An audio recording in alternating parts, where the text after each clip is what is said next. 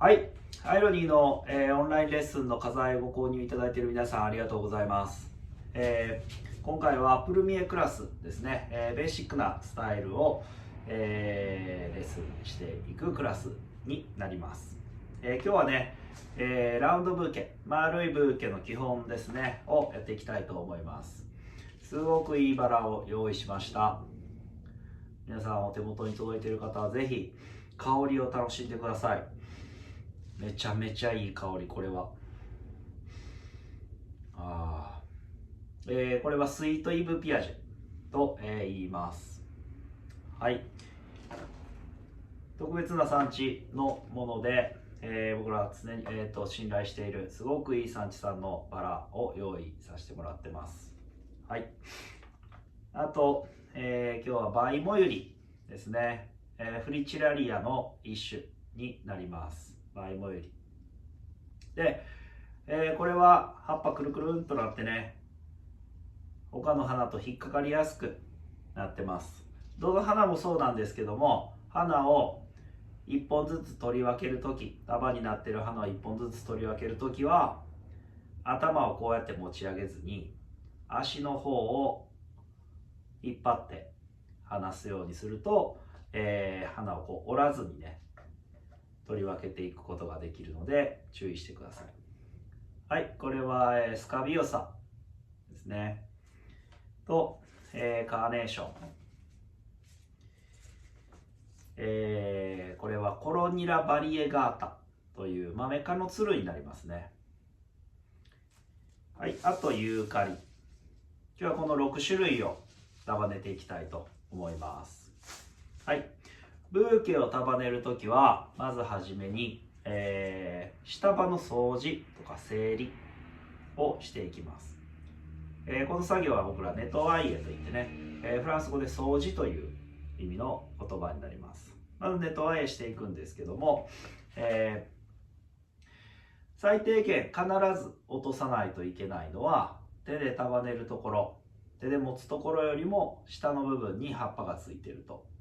葉っぱが水に浸かったり、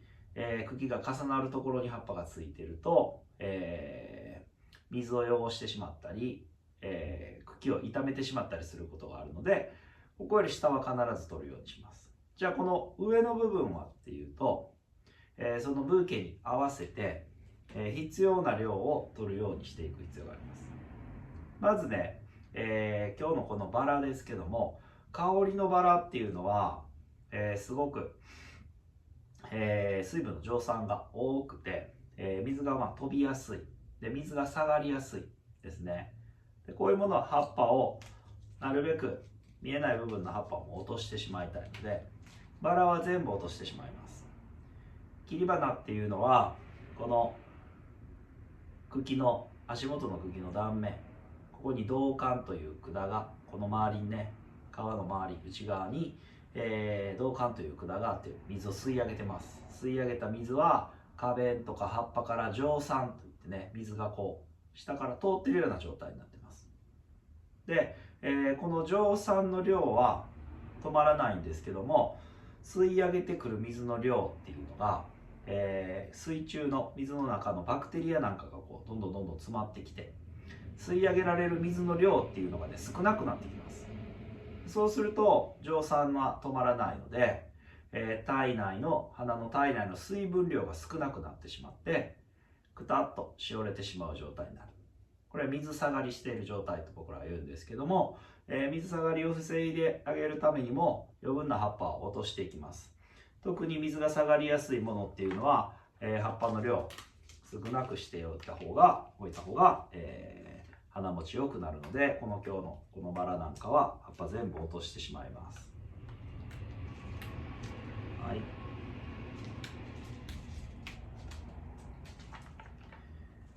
カーネーション。カーネーションも、この上は別に残しておいても大丈夫ですね。カーネーションはそれほど水下がりの悪いものじゃないので、水下がりするものじゃないのでね、下の部分重なるところとか、水に浸かるところだけを取っておきましょう。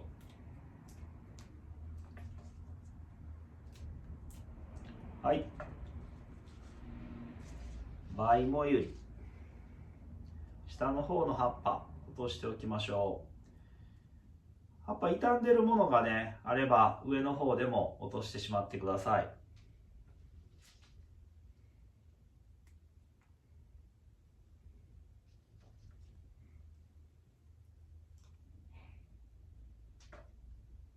こういうものね、こういうのがあれば落としておきましょう。はい。スカビオサは、このままで大丈夫ですね。葉っぱもついてない状態。はい。その次、コロニラバリエガータ。今日のブーケだと、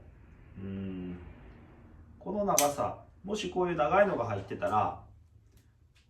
こうやって2つに切り分けてもらっても使えるかなと思います。切り分けたら下の方は落として先端部分10センチぐらいはね残しておいても大丈夫かな。短いのがね入ってたり、切り分けるのにちょっと難しいかなと思ったら、切り分けずに下の方を落として長いまま使ってください。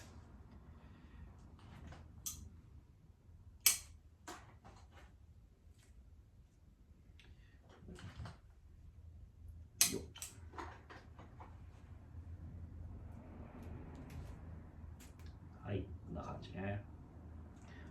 はい、その次はユーカリです。最後ユーカリ。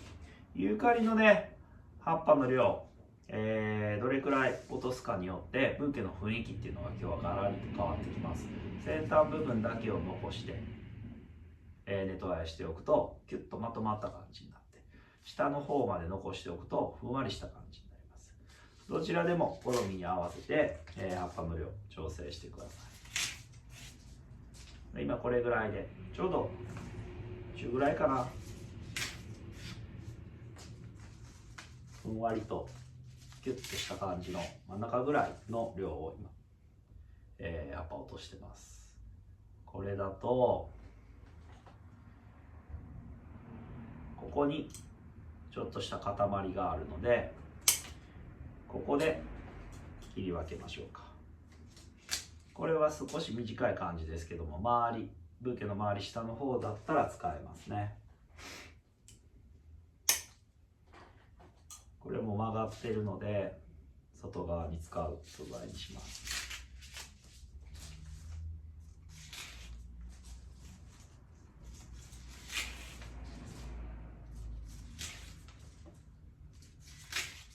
はい、こんな感じ。準備が整ったら早速束ねていきます。ブーケを束ねるときに、まず意識してほしいのは、スパイラルメソッドということです。スパイラルメソッドは茎をこういうふうに螺旋状に同じ方向にこう重なるように、わかります？こうブーケに対してこう入れたらずっと同じ方向にこういう向きになるように入れていくと。こうすると交差したことになるのでダメということですね。こういう向きで入れていくと。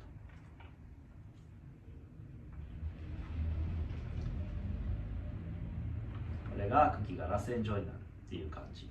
がスパイラルメソッドといって、ブーケを束ねる時の基本的な束ね方になります。で、2パターンね、このスパイラルに入れていく重ね方2パターンあるので説明しましょう。こういうふうに手持って、これ初めてブーケ束ねるの初めての方は、どちらで持っても構いませんけども、僕は利き腕左利きになります。ハサミを使うので、左利きは、花を加えていく方、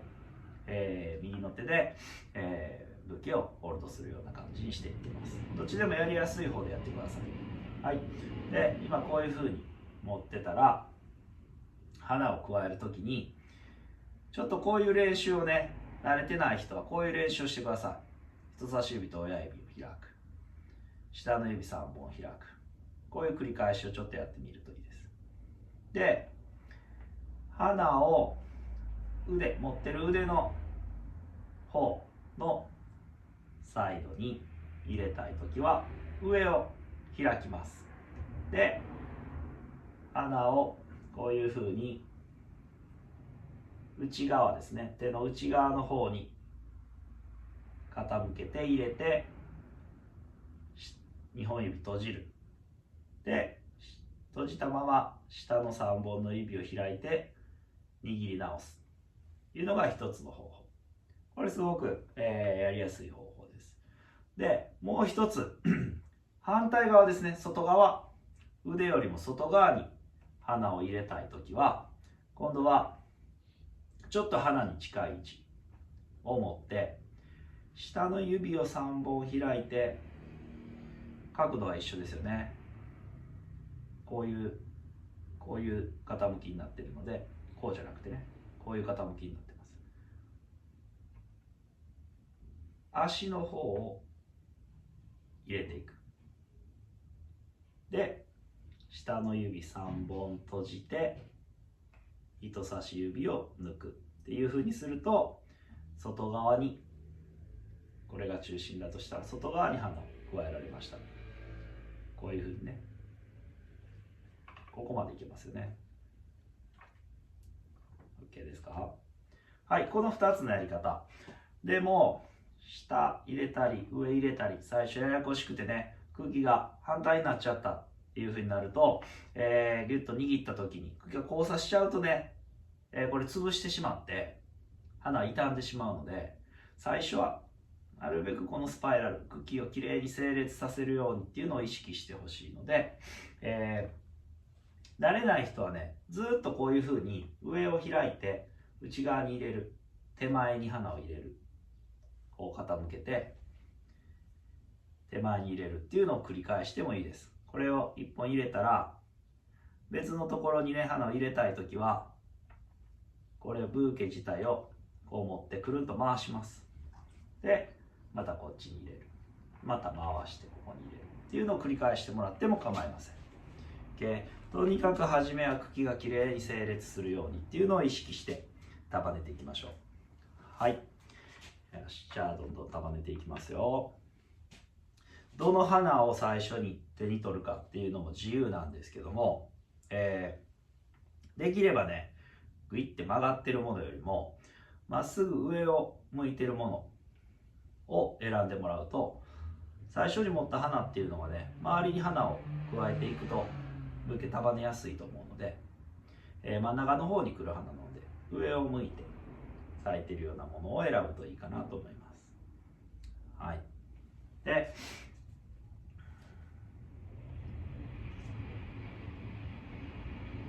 こういうふうにどんどん花を入れていきます。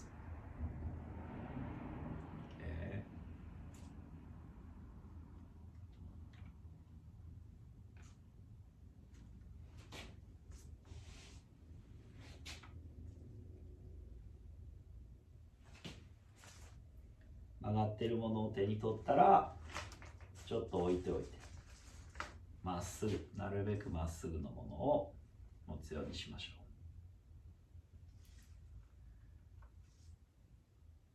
う。はい、でこれね、ブーケを束ねていくときに、皆さん同じ素材を使ってもブーケの出来上がりっていうのはそれぞれ変わってきます。で、これね、どういうポイントで変わってくるかっていうと、僕はよくね、3つのポイントを説明してます。まず1つ目は、どの花をどこに配置していくか、穴の位置、色の混ざり方ですね。2つ目は、それぞれの素材がどれくらいの高さになるか、大きく長くなるのか、頭こうきれいに揃っていくのか、こういう違い。もう一つはそれぞれの花がどっちに向かって伸びていくのか、外側に流れていくのか、上に向かっていくのか、この3つのポイントで、出来上がるブーケっていうのは変わってきます。でアイロニーのブーケっていうのはね、僕は、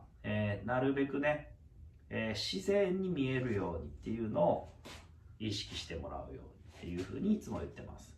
自分が自然だなと思うように束ねてくださいねっていうふうに言うんですね。形をきれいに作っていこうとせずに、その素材がきれいに自然に戻すような感じ、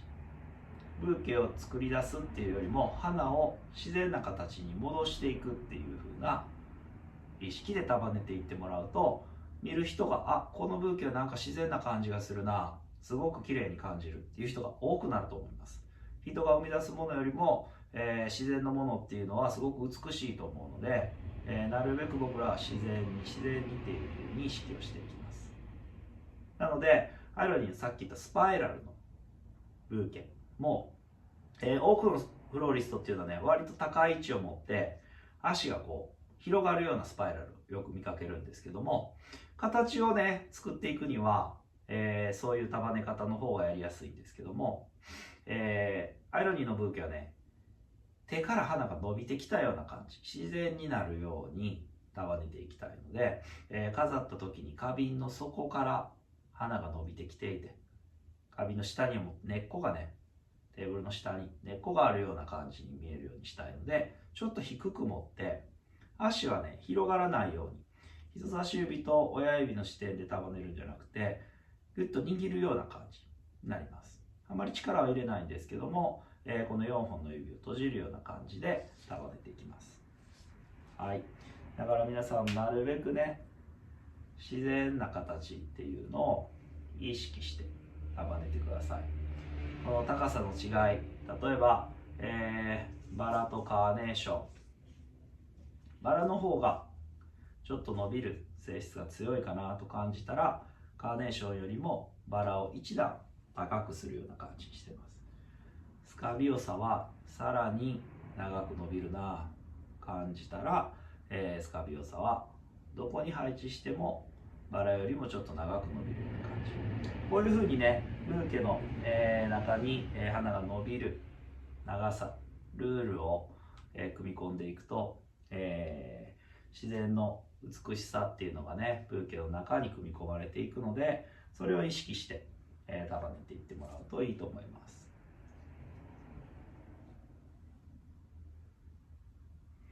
で、このブーケを持ってる手の位置ですけども、できれば皆さんご自宅に帰って、ご自宅でね、今日皆さんオンラインレッスンだと自宅でされてる方が多いですね。ご自宅でどこに飾るかな、ブーケをどこに飾るかをイメージして、その位置、例えば低いテーブルに置く時なんかは腕をこう下げて、上から覗き込むような形で見ながら作ってもいいと思います。でも台の上に置いて横から見ることが多ければ、ちょっと手を伸ばして横から見ながら束ねましょう。どこに飾るかを意識して、飾った時に綺麗に見えるように、自然に見えるようにっていう風に意識しながら束ねていきましょう。コロニラ、ちょっと長く動きが出るような感じで、配置していってます。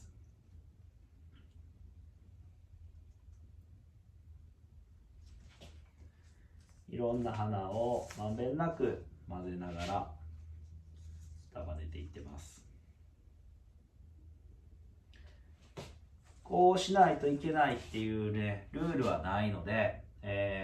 自分で綺麗だなと思うように束ねていってもらうのが一番いいと思います。最初ブーケを束ねた束ねる経験があまりない人はね、自分の束ねてるブーケがこれが綺麗なのか、綺麗じゃないのかちょっと判断しづらいっていう場合は、何度も束ね直しをしていってもらうといいと思います。同じ素材をね何回も束ねてみて、束ね直しをしてみて、さっきよりこういう風に見えるなとかっていうのを、どんどん自分の中にストックしていってもらうとね、自分の綺麗っていうブーケが見つかっていくと思います。その時に大事なのはね、綺麗と感じること、それぞれの素材がこれはこの花が綺麗だなと感じることと、もう一つは何か違和感があったらその感じを、見逃さないこと。自分の中でなんか気持ち悪いなと思ったら、どこかね、さっき言った3つのポイント、鼻の配置、鼻の伸びる長さ、鼻の向き、どれかを、違和感感じるところを直してあげると、ちょっと修正してあげて、その上で自分がまたどう感じるかっていうのを確かめてみてください。そうすると、こういうふうに、こういう配置、こういう高さの違いで束ねるとこう感じるのかっていうのが自分の中でストックされていくようになるので、自分の綺麗なブーケっていうのがどんどんコンスタントに束ねられるようになってくると思います。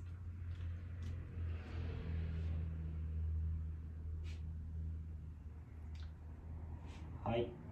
時々ね、束ねてる時もバラの香りを楽しんでください。すごくいい香り。綺麗なブーケを作ろうとせずに、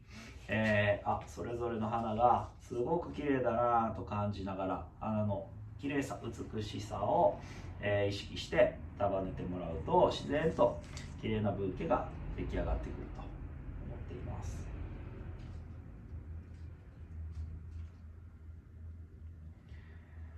茎が綺麗に整列してるのは分かりますか？角度だけね、こういう風に、同じになっていても、こうなったりこうなったりしてると、釘が交差してるのと同じようなことになるので、なるべくね、この角度も合わせながら綺麗に、この茎とこの茎の間に花が収まっていくっていう風に整えていくと、ブーケは自然と綺麗になってきます。で、束ねている時に、この下の足元の茎、長すぎるとね、ちょっとこれ重みで花が思ってた位置じゃなくて真ん中の方がぐっと落ちてしまったりすることがあるので、途中でも、余分な茎は切ってもらって構いません。後で飾る花瓶に飾る時よりもちょっとね、最後に切り戻しがまたできるように残しておけば大丈夫なので、途中でも、長すぎるものはどんどん切って進めてください。はい、今これ花の配置を考えると、バイモユリを今手に取りました。バイモユリ入れるときはブーケ全体のバランスを見つつ、バイモユリが入ってるところにあんまりこう近くに寄っていくとそこがごちゃごちゃしちゃうんでね、ないところに入れてもらうとバランスが取りやすいかなと思います。でもあんまり神経質になりすぎてね、綺麗に全部等間隔で入ってたりすると、またそれもなんか不自然な感じがしたりすると思うので、そこまでね神経質になる必要はないので、バランスを自分で、いいなと思うバランスに花を配置していってくださ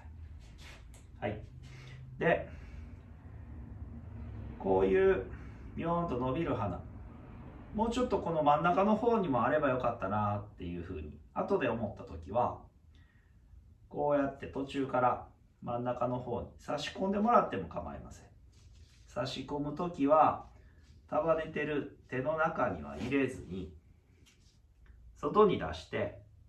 茎はスパイラルの向きになるように入れてください。で、この茎を長さこれぐらいかな、向きこれぐらいかなと思ったら、位置が決まったらまたスパイラルになるように束ねて外側に束ねましょう。はい、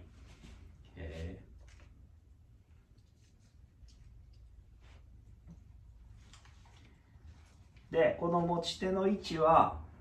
高く持つと、上の方を持つとブーケはギュッとまとまった感じ、低い位置を持つとふんわりした感じになるので、それも、自分で花の雰囲気見ながら、ちょっと窮屈な感じがするなと思ったら持ち手をちょっと下げてあげて、そうするとちょっとふわっとしたような感じになると思います。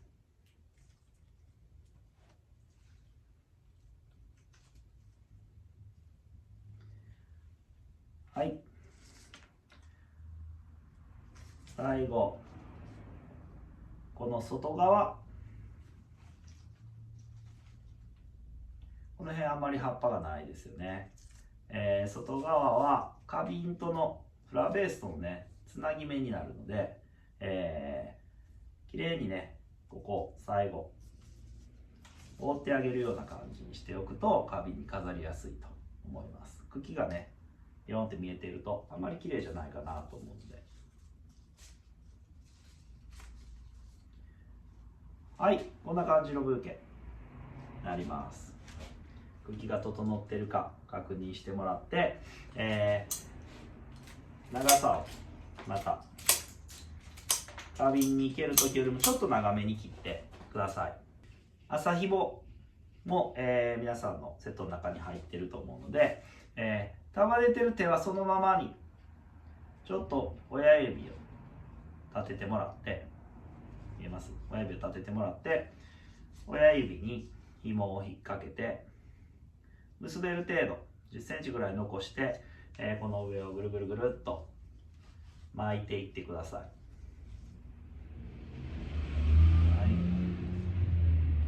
あんまり強く縛りすぎなくても大丈夫です。ぎゅーっとやりすぎると茎をね潰してしまうことがあるので、最低限ね花がこうまとまりが崩れなければ大丈夫なので、最初の紐と回してきた紐とキュッキュッと締めながら何周か回したら、テーブルのこの横にこう置かずにね角にこういうふうに角に置いてもらって花が当たらないようにして、結んでおいてください。ブーケはまた何度も、束ね直しをしてもらうといいと思うので、こういうふうに、蝶結びとかにしてねほどけるようにしておいてもらうといいと思います。はい、こんな感じです。はい、でご自宅の花瓶の長さに合わせてもらって花をカットして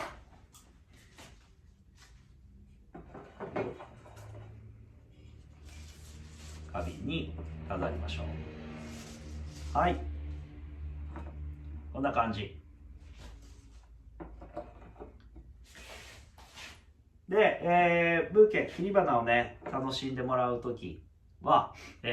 さっきも言いました、ここから水をね吸い上げてるこの銅管は、水が汚れてきてバクテリアをこう吸い上げると、花持ちが悪くなります。水下がりが出てくるので、こまめに水下がりが出てくるので、こまめに水を変えてあげることと、切り戻しといってね、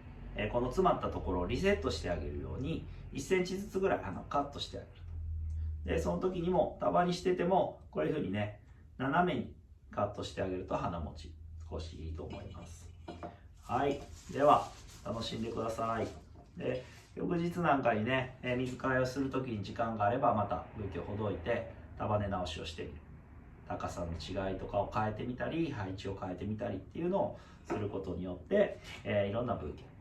の雰囲気違いが楽しんでもらえると思います。傷んできた花が出てきたらそれを取り除いて少し小ぶりなものにしたり、バラバラにして、いろんなところに、少しずつ飾ったりしてもいいかなと思います。はい、じゃあ楽しんでください。写真を撮ってねインスタグラムなんかで写真を送ってもらったりして、添削したり、質問があれば、どんどんね SNS の方にも、質問メッセージを送ってください。はい、ではありがとうございます。これね YouTube で、いつもこの動画、